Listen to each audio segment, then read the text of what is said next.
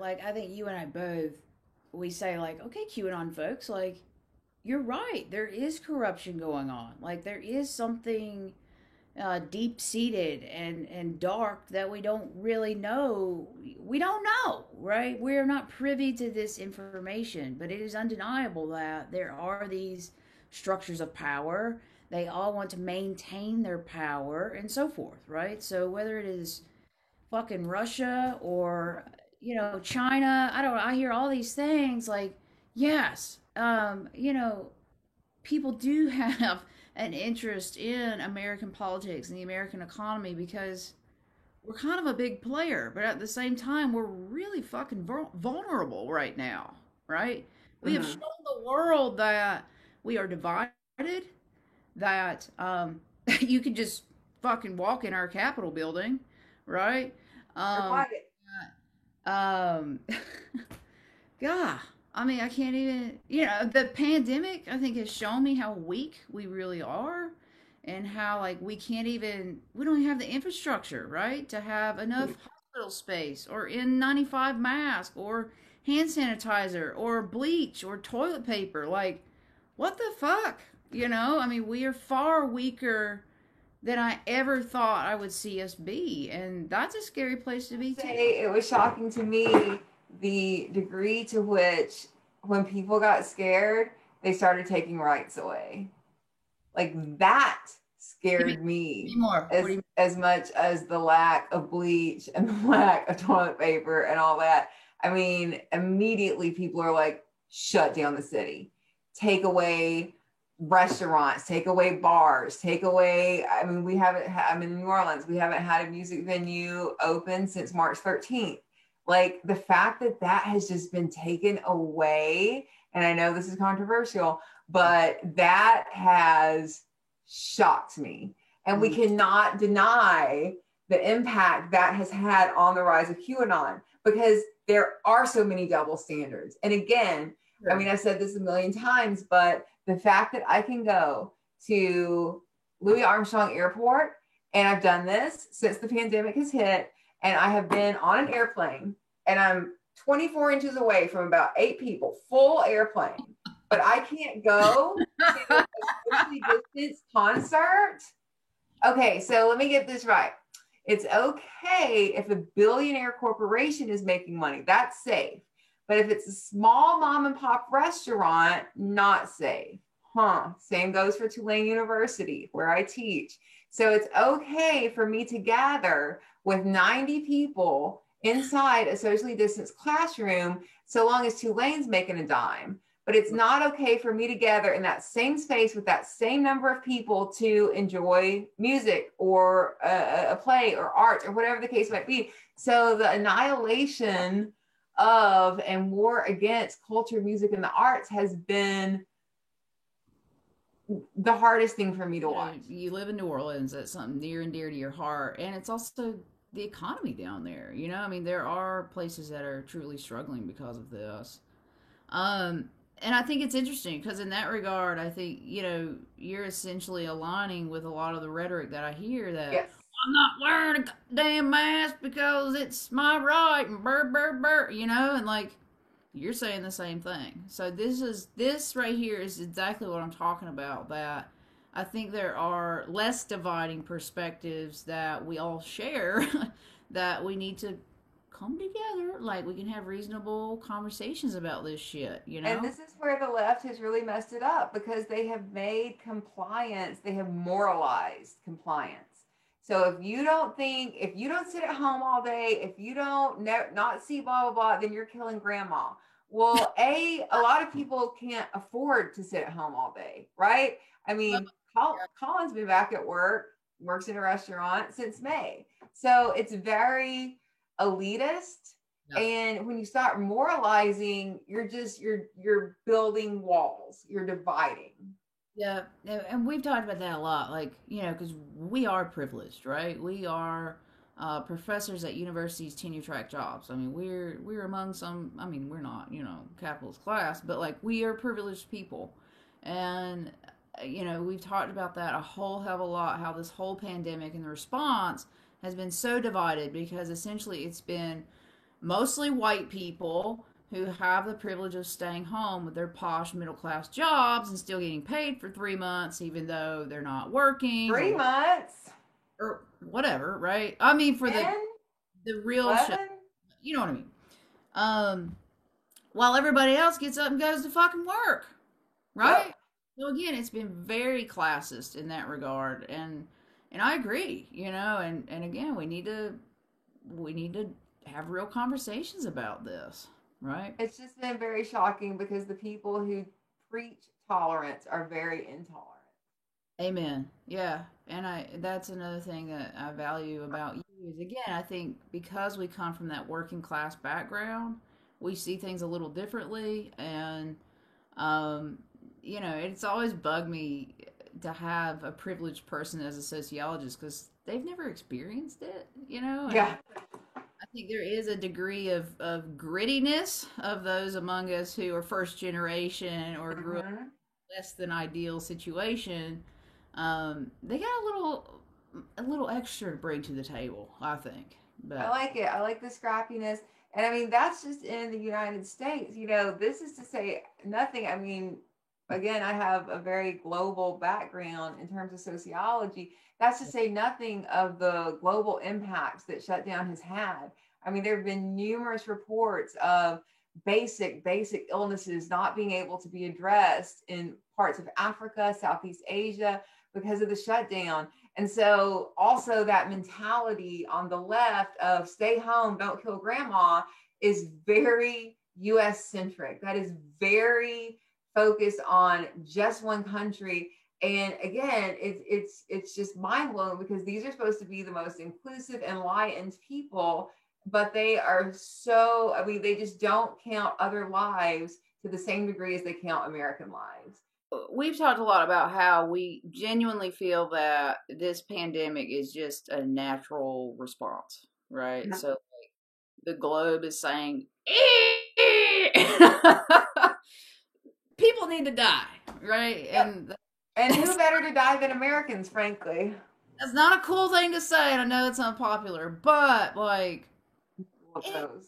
first dip we've seen in the population in I don't know ever. When's the last time we saw a dip in the population? We have slightly unpopular views about the pandemic, but we're not trying to say like it's not real. Certainly, we agree that it is Oh, real. absolutely. This is not a hoax. This is serious. Many, many, many, many, many have died from this, so we're not Yep. criticizing it. But I think, to some degree, where do we go from here, right? What's the response? Are we wearing masks the rest of our lives? Are we getting a vaccine? My girlfriend just got a vaccine yesterday, and she came home, and I don't know if this is true, right? But the understanding that she had is they think the efficacy or how long will this last, what's the worthiness of this vaccine is about 3 months. And I was Oh, like, really? I did not know that. Interesting. and she's like, that's the data that they have right now. That's it. And that's the first I'd heard that. That's the first I've heard it just now. So I don't know the literature. I don't know where that was coming from, but that was, I went and got my vaccine and this is what I'm hearing, and I was like, what? Like, You got 3 months to live it up. what? And so what does that mean? Like you get a boost before you go on vacation? Like what, how are we supposed to even use this vaccine? How are we so that's part of this as well, is I feel like, you and I have fucking PhDs and we still struggle to understand everything, right? I mean, from like pandemic response to what's happening in our politics to this vaccine, like all of it, and I think we are open to trying to find the truth here, but like, this is part of it. We have got to do better about being factual and getting that information out to the masses and the public, because I understand people's distrust of the government. I understand the distrust of a fucking corporate vaccine, right? I mean, hello, opioid epidemic. Like, we're not dumb, right? But at the same time, like, we need facts. And don't hide it from us because you think we can't handle it. Because that's bullshit. You know, just be straight up and tell people what's what. That's it. That's all I'm looking for. Yeah, the lack of transparency with what we know, what we don't know, even if when it comes to like efficacy of masks, like I was reading in the scientific literature the other day, pre-COVID, there were trials, randomized control trials to look at the efficacy of different types of masks, surgical versus N95 versus, cloth masks, and in preventing the spread of influenza-like illness. Right now, we do know that the flu has a smaller R factor than coronavirus, so it tends to not smaller. What's the R factor? It tends to not transmit to others at such a high rate as corona. It's not as contagious as coronavirus is. It doesn't reproduce itself as highly, but that there is very good, reliable science, and this was pre-COVID, so it wasn't impacted by politics. If you tried to get this piece published right now, the editors would decline it, and this is censorship. But that basically N95s are the only thing that work in term, and you have to be sure you're wearing it correctly. If your glasses fog up, you're not wearing it correctly. There was a reduced efficacy of surgical masks, and cloth masks almost did worse because you were less likely to clean them properly and use them properly. So actually you ended up just carrying around dirty mask and putting that on your face more often. And you were more likely to actually like spread the virus. So the fact that information has not gotten out and that it has been, politicized to such a degree, like, again, this is part of the problem. This is part of the problem. And it's very patronizing and condescending to think that people can't, again, handle the truth. We need, and there has to be nuance in messaging. We need to be very clear in saying, I mean, even at Tulane, like I'm able to wear a bandana and a handkerchief as my mask. I know that isn't effective, but in whatever world, the Gators, they have decided that that's okay. And so it's just symbolic. And if we could just say it, then I think it would help. Yeah, well, and so I've talked to my sister a lot about that. She's a nurse, and she has very strong opinions about the mask. But I saw a Bill Nye science thing the other day, and I appreciate it. It was very short, like 3 to 5 minutes, and he was basically saying, like, this is why you wear a mask, and he was like, no, it's not perfect, but he had a candle, right? I'll just pretend this is the candle. He had the candle, and then he just blows it out, and then he puts on a mask, and he can't blow it out.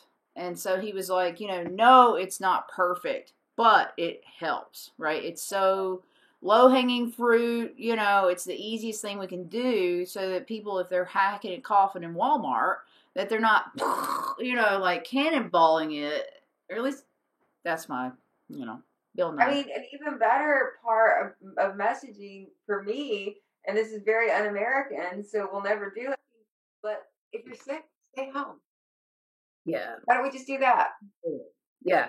And that's, that's part of that privilege too, right? Is that working class folks are more likely to just lie and keep going to work because they can't miss a paycheck. They don't want to get fired. Exactly. They don't want to get fired. Like, they don't have an avenue of any sort to say, hey, I've got to go quarantine for 2 weeks. Like, people don't have a savings account. Like, what are they? Well, they get no paid time off. And so, I mean, I've thought about that, and even the other day I was talking to my dad, and he's like, yeah, one of the boys had to quarantine for 2 weeks. I guess he wants his paycheck. He's not had one in 3 weeks. And I'm like, you damn right he needs his fucking paycheck. Like, God, And so that's how, like, this whole thing has been so systemic, because you can basically, there's a lot of different mitigation avenues that you can choose. And it has been such a double standard that we haven't required employers to provide PTO for people who are quarantining, but we have been completely fine with requiring people to wear a mask, which actually probably has a lot less efficacy in terms of actual returns on investment. But that's an individual behavior. And then the individual has to buy the mask. The individual has to be responsible for keeping up with the mask. The individual has to be, all the things. And then you can still go to work. You can still go buy shit. You can still, it's such a capitalist. And that's why it has been, and again, this goes back to Q. People see this. Yeah. We're not the only people seeing this. Yeah. Like, I'm actually a black sheep in terms of sociologists of speaking truth to the complete double standards and just asinine way that messaging has been handled with regards to the coronavirus. Like, right. If I said that to all of my colleagues, they would think, again, I'm a grandma killer. An unapologetic grandma killer. Yeah, totally. No, and it's even like... And their grandma is white and older and lives in America. Right. And, I mean, you and I both have friends that they don't do shit. They don't leave their house. They don't see people. They don't do anything. And, I try to be very safe with my interactions, but, like, have I gone to a brewery? Absolutely. Have I gone to a restaurant? Yeah. But for me, if it's outside, yeah, let's go. Let's do it. I mean, but have there been places that, I drive up and they're so crowded and I'm like, I'm good. I have done that as well. But, so I like what you said about the individualistic response. And I think that's huge and very important. And again, it's part of that American issue. We are so individualistic that we don't care about our neighbors, right? We don't care about others. And it's crippling us as a nation. And that's the scary part to me, right? There are more similarities than there are differences. I truly believe that. I truly mean that. I don't care if you're a Q person or an Antifa. Like, at the end of the day, y'all have more in common than you think. So, we don't have to go in detail about it, but let's just talk about, like, what does it mean to be anti-fascist? Let's start with, what is fascism? Because, again, it's one of those polarizing, politicized words that have been popularized in the last couple years, and I myself have been like, wait a minute, do I really understand what fascism is? Is this fascism? What's your working definition of fascism? When I think of fascism, I think of, like, authoritarian. I think of Nazi Germany. That's what I think of as fascism. Like, very staunch political rule, like a very deeply embedded political agenda, the willingness to stomp on others or even kill others for your messaging or your agenda. That's generally what I think of when I think of fascism. And I don't know if that's correct or not, but that's how I think of it. I think it's correct. Let me look up. It kind of blends nationalism and ethnicity. Yeah. So, like, devout devotion to a particular nation, but a specific subset of that population. Like, again, in Nazi Germany, the Aryans, right? Blonde hair, blue eyes. Those are the people, right? Bodenhammer. Yeah. That's the fascism. Believe in preserving, like, an ethnicity, an ethnic identity, and how that coalesces with a national, patriotic nationalism identity. Like, it's a lot going on. It's hard. My working definition is just that it's working. It changes. It's dynamic. I don't think there's any way to just give, like, a 4-word, definition of it. Yeah. I agree with you. And I think that's part of the problem, again, is that, like, we have fucking PhDs and, like, we're like, okay, let's really think about what is fascism. And your definition differed from mine because you also tied it to, like, white nationalism, which, yeah, I mean, I totally agree with you. But for me, it's like, I like those broader, maybe it is about white nationalism, but really, I think it can be lots of different things too. Fascism is fascism. Anyway, so to be Antifa, and this is coming from, I don't remember who it was. I think it was on Fox News, though. I watched this a little while back because they had an Antifa person interviewed on the show, and I was like, oh, on Fox News, this should be interesting, right? So I watched it, and this guy, the news anchor was essentially like, okay, so tell me a little bit more about Antifa. And the spokesperson, again, I don't remember his name, but the spokesperson for Antifa was like, well, we are anti-fascist, which means like, if we think you are, part of what we just described as like far right, alt right, authoritarian, white nationalist, we're coming after you. And so the Fox News guy was like, so you're using violent principles to attack fascists? And the guy was like, yeah, if we need to, we will. So essentially it was like, if I'm going to kick a Nazi's ass, I'm going to do that. And so, but in that regard, it was super interesting, right? Because again, we're talking about these parallels, but you come around. And so like Antifa and Trump supporters, it's like, I mean, I'm not shocked if there were Antifa folks at the storming the Capitol shit on the 6th of January. Like, I'm not surprised by that at all, because at the end of the day, y'all kind of the same. Uh-huh. It's hard for me to agree that there actually exists an anti-fascist group, and I say that because I've been trying to find one to join, and it's really hard. It's really more of a philosophy, right? Yep. So, and again, I've been looking for them to find. So I come from a very honest. There's not a website saying we're meeting at this time and going to do this and bring your guns and like none of that, right? Yeah. So organization is definitely not our strong suit. One of my former students the other day, she posted on my Facebook page and she was like, as a member of Antifa, no, I'm not storming anything, but I am going to be at the homeless shelter feeding homeless people next week. Right. I was like, that was fucking perfect.